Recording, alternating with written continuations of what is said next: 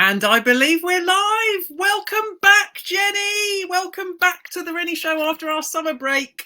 How are you? I'm fabulous, thank you. How are you? I should say I'm brilliant, shouldn't I? Of course. How are you? It's really, really good to see you.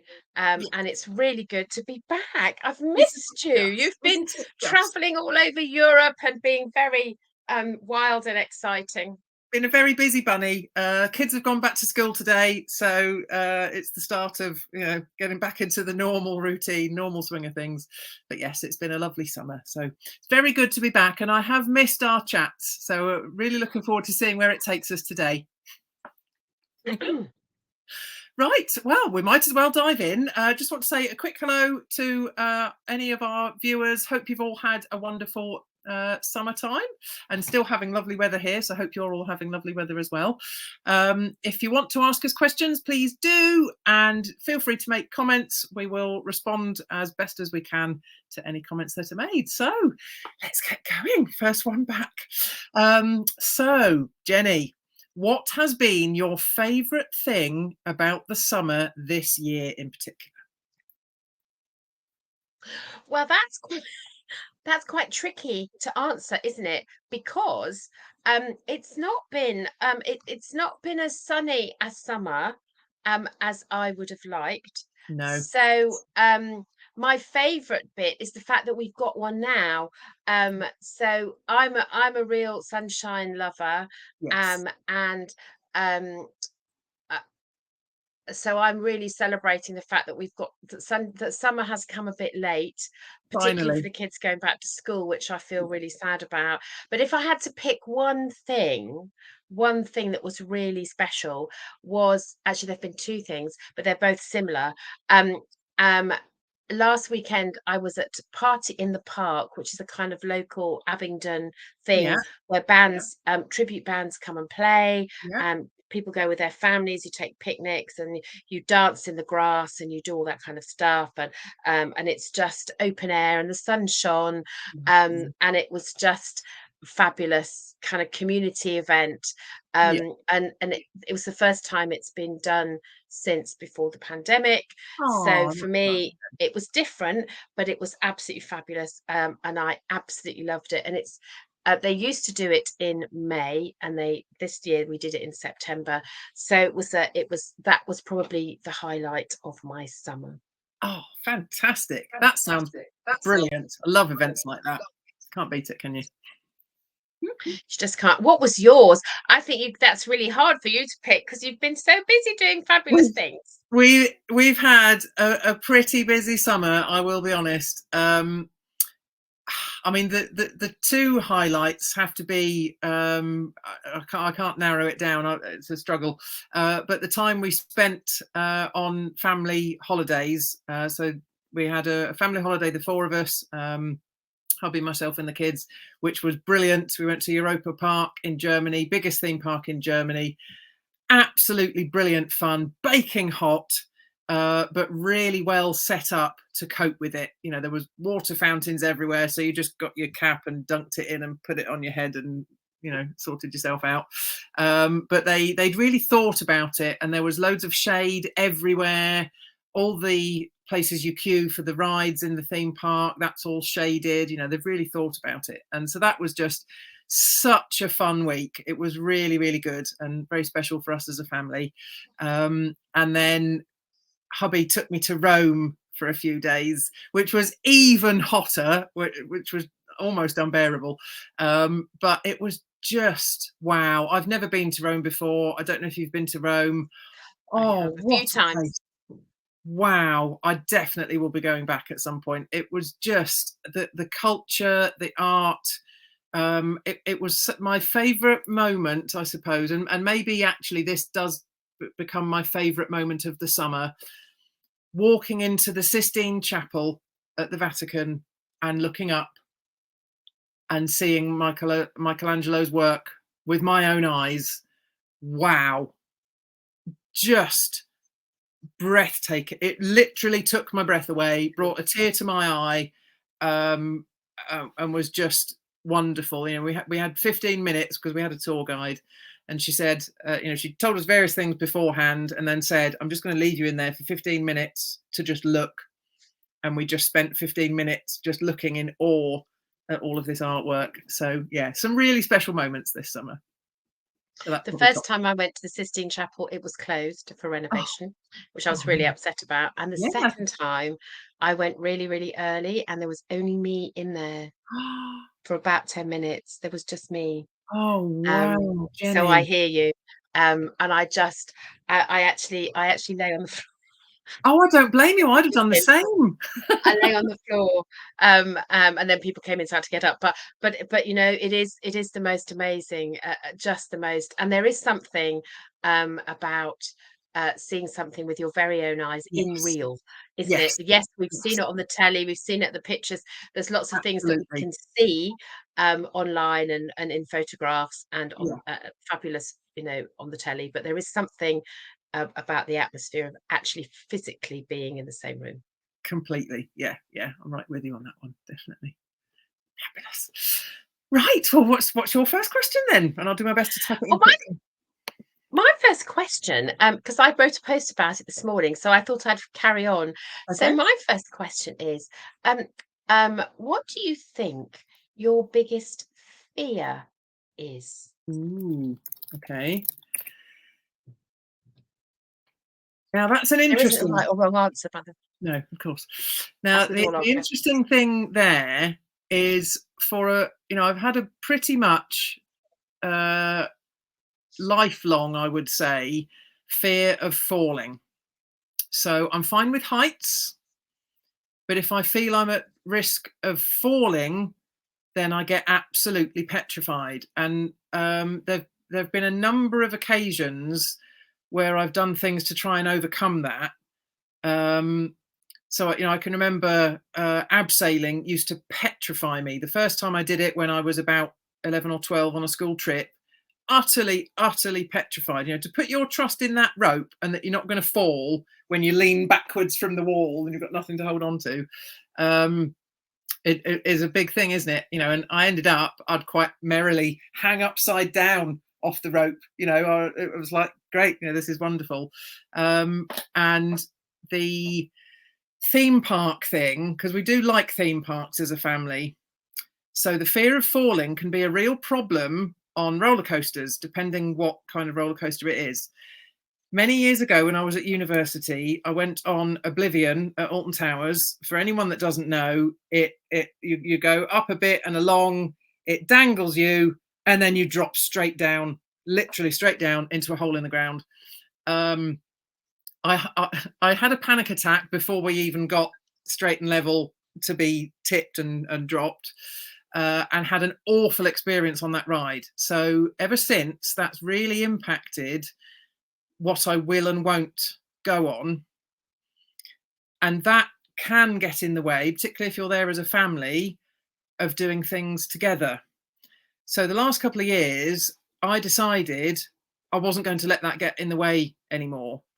And last time we went to, I think it was Thorpe Park last year, my eldest asked me to go on a ride with her, which I didn't want to go on. I was really scared, but I agreed. I said, I'm going to do it because I'm not going to let this fear get in the way.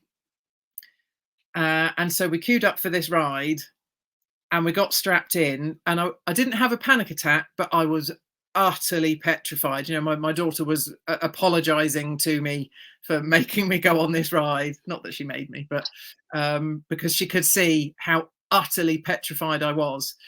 And this particular one, it takes you up, then it inverts you, then you drop. But it wasn't a vertical drop, but it was a fairly significant drop. So I went from being utterly petrified on the ride to thinking, this is brilliant, and really enjoying it. Because when you start doing the normal roller coaster stuff, I love all of that. It's just the drops I don't like.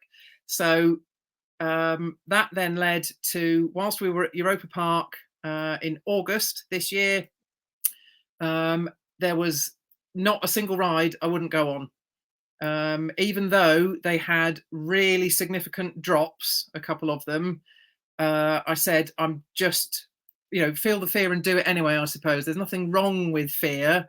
It's what you choose to do with it. And I have proactively made the choice to do it anyway. And I'm so glad I did, because I feel I could, I've been on mega coasters now in Europe. I feel I could go on anything now, but I still don't want to do a bungee jump or jump out of a perfectly serviceable aeroplane. Fear's a funny thing, isn't it? And Yes. yeah, I've been doing a lot of work with kind of personality traits. And as humans, we're all fear based because it's about survival. So I've Yeah. been doing a lot of work this last month, which is one of my other favorite things about the summer.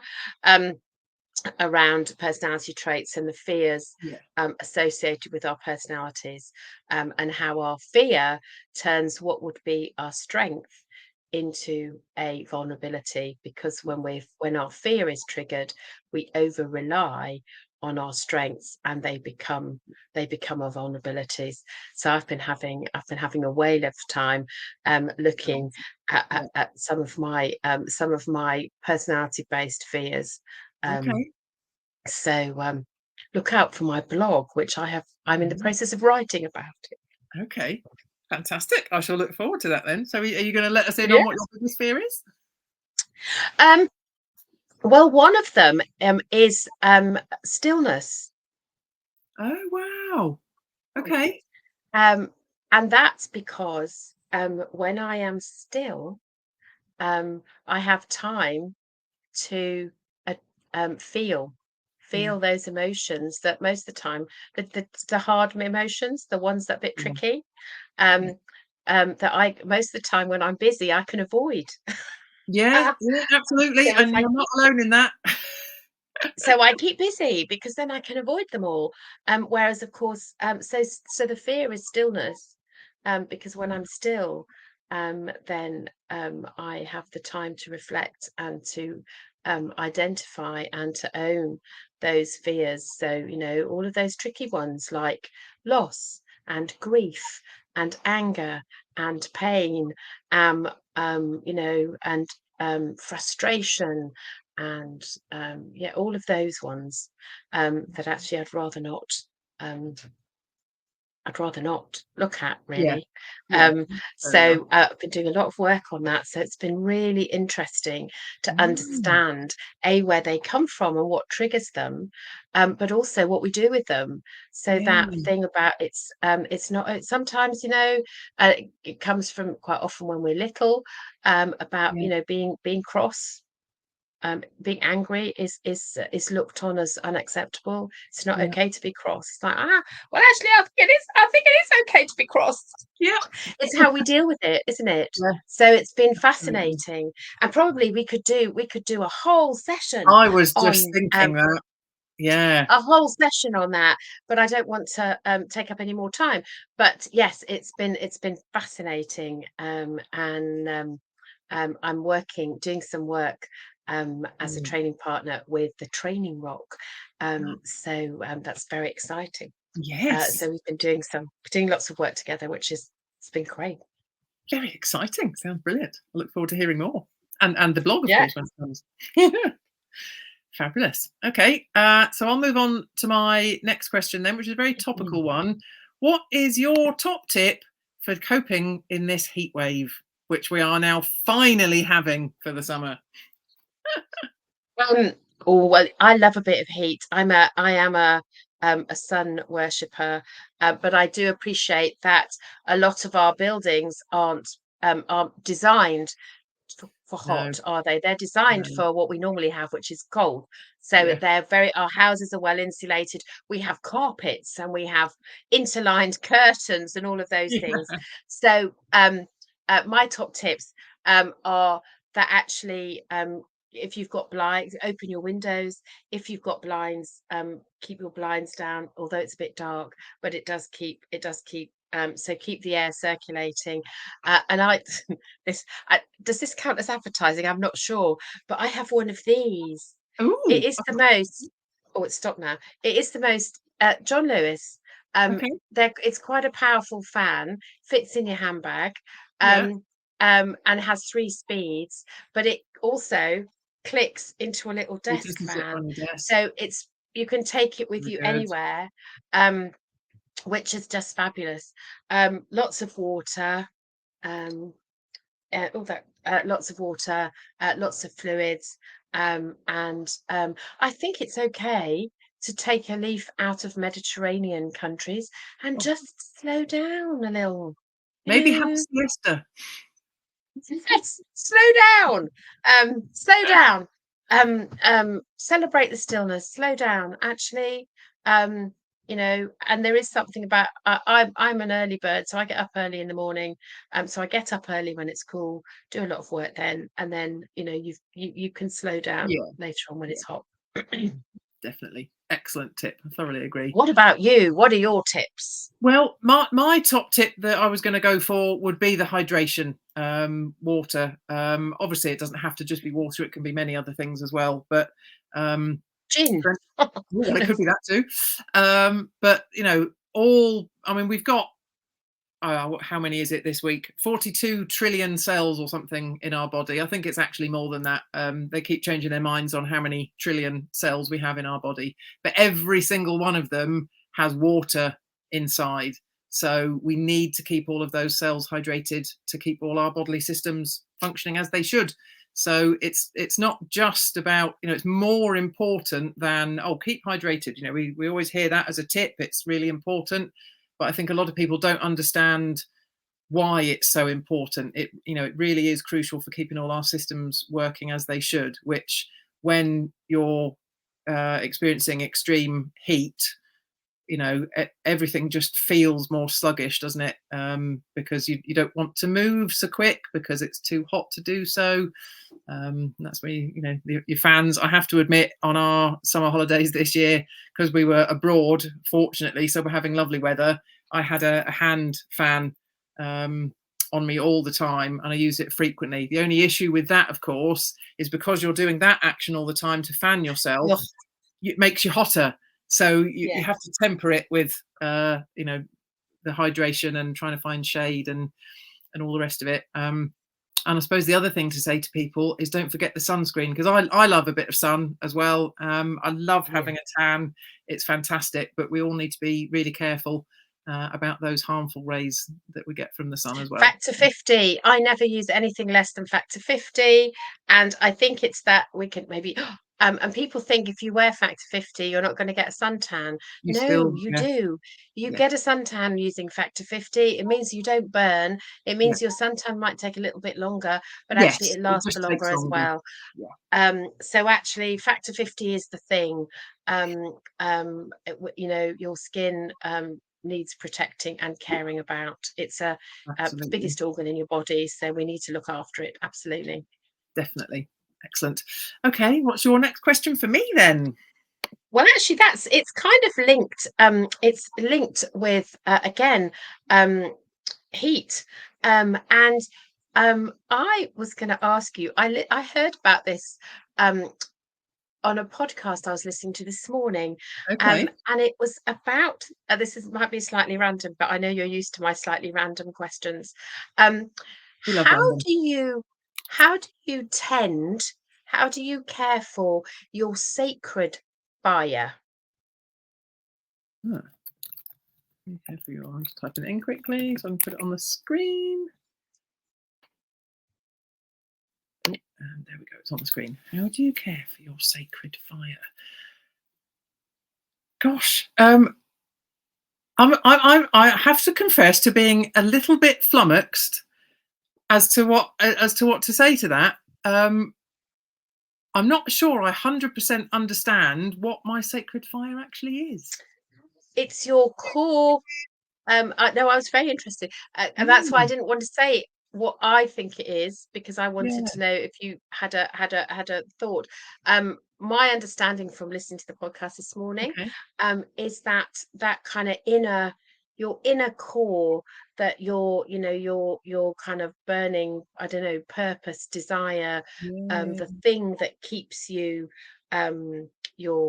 keeps you motivated, keeps you Yeah. going.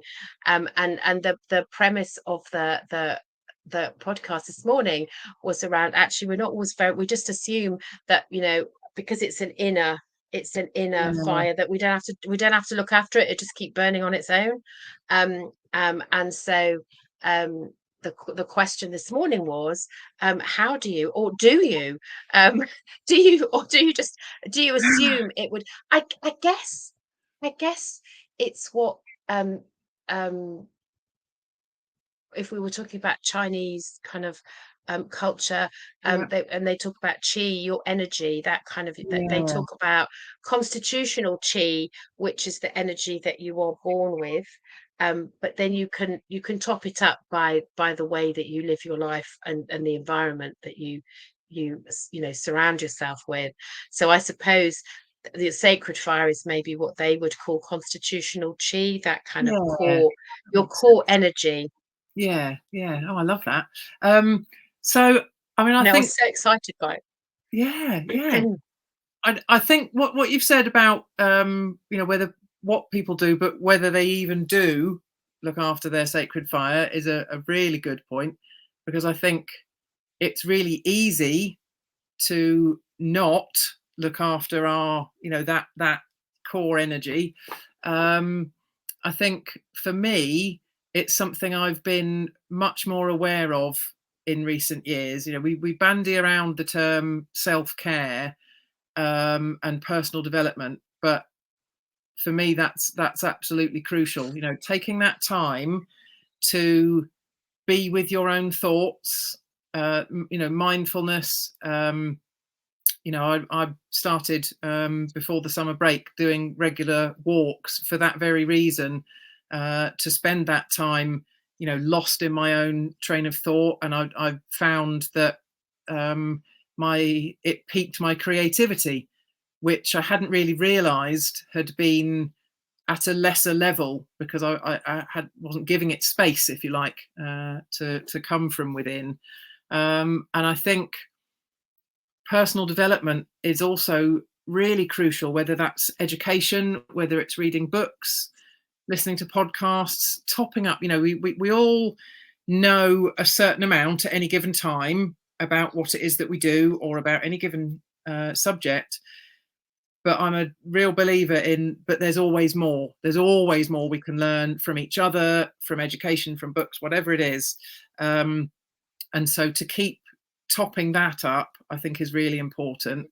And it involves putting yourself first, which I think is where most people fall down, and probably why they don't look after their sacred fire, because they don't put themselves first. I was coaching someone this morning, and there's a pattern had emerged in their life, about not putting themselves first. And it's so easy to do, because you act a certain way because you think that's a good idea at the time, for any number of reasons. And what can often happen is that you then end at the bottom of the pile, in terms of looking after yourself. And I think that applies to so many people. So for me, I perhaps haven't looked after my sacred fire as well as I could have done in my lifetime, but certainly in the more recent years, I'm much more aware. I think awareness is the key here. Awareness of it, so that you can do something about it. Excellent. And yet, no, I agree with you. And I think, we talk about, I've been much more, as it opens, maybe the wrong word.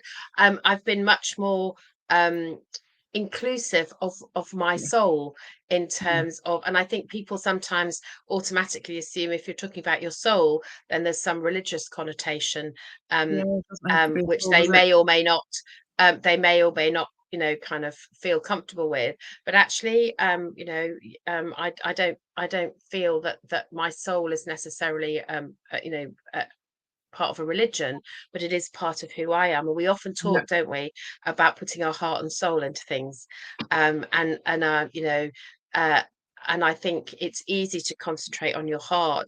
I think your soul is a whole other level, which is why I was interested in the podcast. And I yeah. need to. There is a really good book, apparently, connected Okay. to Sacred Fire. So I need to read that, and I will, when I find the right link for the book, No. Yeah. I will share that on with you guys, Fantastic. so that Oh, we yeah. can.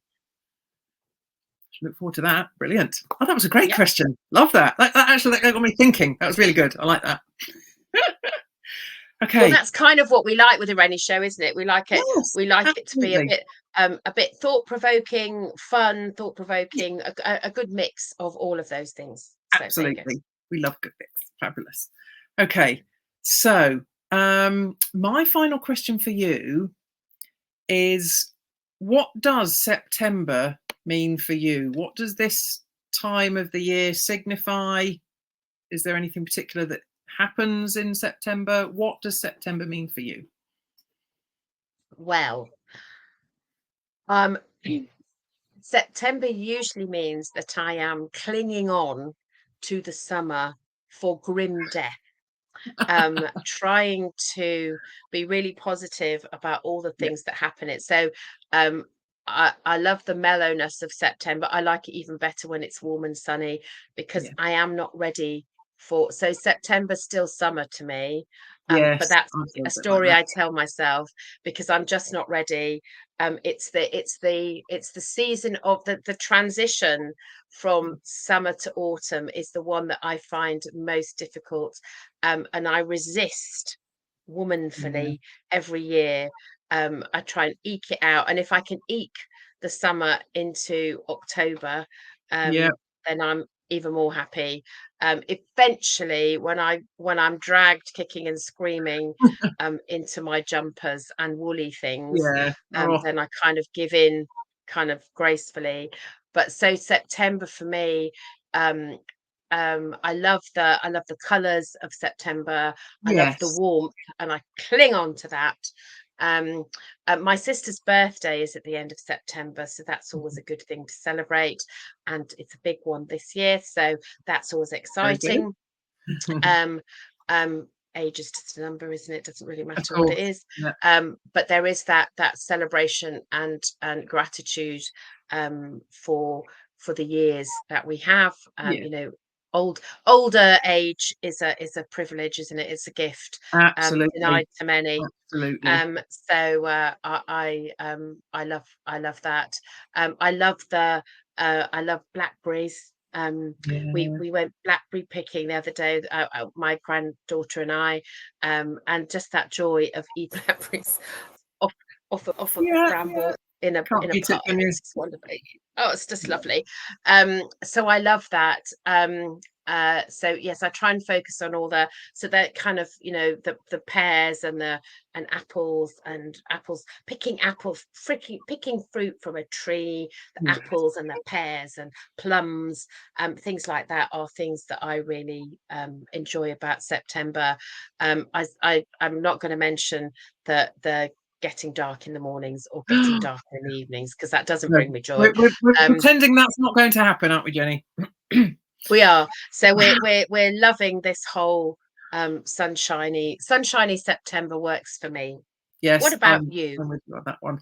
Well, I'm the same. I mean, I love winter and I love cold and I love snow and skiing and all those things, but I also always hang on to summer. When September comes, I persevere with the shorts for quite a long time, as long as I can, before I have to go back into leggings or dresses and warmer things, thick woolly tights.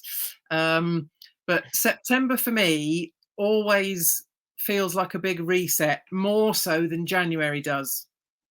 I think it's because of having had the summer holidays with the children. Mm. So I wonder if it might have been similar for you in the past, when your children were younger. It because it's a fresh start for them, because obviously they're going into a completely Yeah. new school year, Mm. and it's my opportunity to reset what I'm doing, to refocus, renew, kind of everything on the beginning of all the words, refocus, reset, renew, and to try and finish the year strong, even though it's a beginning. It's only 4 months long, if you like, in terms of the rest of the year. So it's different in that sense. But yeah, it always feels like a reset for me. So I quite like that. It feels like January is then the second opportunity to do that after Christmas. But for me, the real reset is September, definitely. I think my children are so old, that they're not children, they're grown-ups, but I Yeah. think they're so old that I've kind of they've been out of school for so long that Yes. I'm a bit hazy. I mean, I know because obviously there's lots of people whose children are going to school. So I Yeah. love the kind of the new stationery, the new uniform, Yeah. the newness of that. But it doesn't feature. My grandchildren aren't big enough yet to worry about school, so we don't worry about Yeah. that yet. So I've but I hear you Yeah. absolutely, in terms of that newness. But but it kind of I've kind of let myself go, oh, it doesn't matter. I Yeah. don't Yeah. apart from stationery, because stationery always matters. I Of love a course. bit of stationery.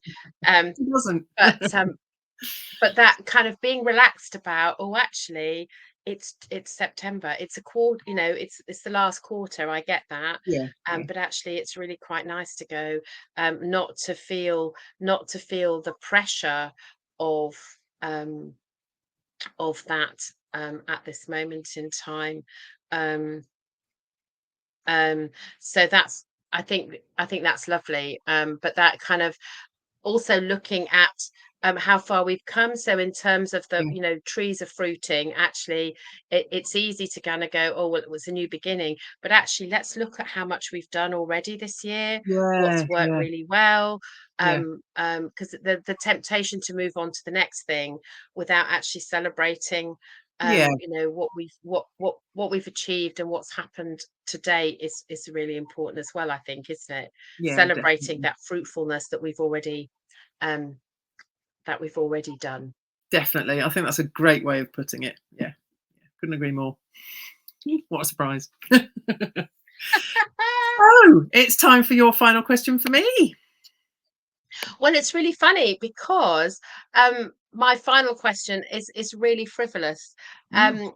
and we've just been talking about fruit. So my question is, obviously with all these fabulous, blackberries, apples, kind of, what's your favorite recipe for making the most of autumn fruits, Ooh, September okay. fruits, fruity September? Yeah. I like it. Fruity September. Um, right. Well, the first thing I have to do is give a shout out for the blackberries that you just mentioned, because whilst hubby and I were in Rome, the girls did go blackberry picking with grandma, and they made blackberry muffins, which I have to say Ooh. were absolutely gorgeous. Um, for me, even though it seems wrong for the weather we're having, it's always going to be fruit crumble. And crumble. Just fruit, like, Uh-huh. so the softness of the fruit, the tartness, and the sweetness of the crumble and the crunch. Oh, you just can't beat a crumble any year, any time of year. So even when it's hot, apple and blackberry crumble. Wow, lovely, just gorgeous. Yeah, And do you put oats? See, I put oats in my yes, crumbles, got to so have it in the like crumble. flapjacky. And I Yeah. have been known to make an more adult crumble that's got nuts and Mhm. Okay. nuts in it as well. Oh, I've never So that's tried quite that. that even Okay, more crunch. love a bit of Yeah, crunch. almonds and oats in your Do you toast the which is almonds delicious. first? Yes, I do Yes. toast them first. Okay, excellent. And then Sounds good. just obviously when you've made the crumble, just stir them in. Yeah, yum. Very I want crumble delicious. now. I know. And then that's almost another question. So, oh, do you have ice cream? You see, do you have ice cream with it? Do you have custard? For me, it has to be custard. I See, love I'm a custard custard with my girl. crumble.